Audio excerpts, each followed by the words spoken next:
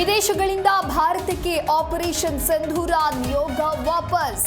ಮೋದಿ ಜೊತೆಗೆ ತಮ್ಮ ಅನುಭವ ಹಂಚಿಕೊಂಡ ಸದಸ್ಯರು. ಸರ್ವ ಪಕ್ಷಗಳ ನಿಯೋಗಗಳ ಕೆಲಸಕ್ಕೆ ಪ್ರಧಾನಿ ಶ್ಲಾಘನೆ.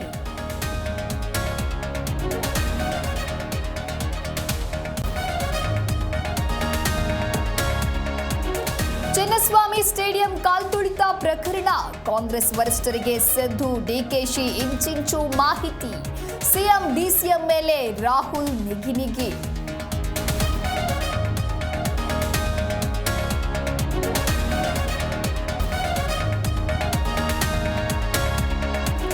ರಾಹುಲ್ ಗಾಂಧಿ ಜೊತೆಗೆ ಜಾತಿ ಗಣತಿ ಚರ್ಚೆ.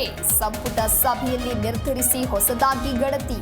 ಸಂಪುಟ ಪುನರ್ರಚನೆಯ ಬಗ್ಗೆ ಚರ್ಚೆ ಆಗಿಲ್ಲ ಎಂದ ಸಿಎಂ.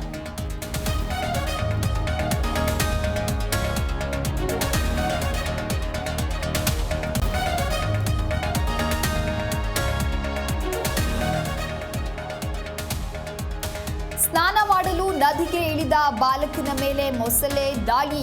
ಕೈ ಮತ್ತು ಎದೆ ಭಾಗಕ್ಕೆ ಗಂಭೀರ ಗಾಯ. ಪ್ರಾಣಾಪಾಯದಿಂದ ಪಾರು. ಬಳ್ಳಾರಿಯ ಸಣಾಪುರ ಗ್ರಾಮದಲ್ಲಿ ಘಟನೆ.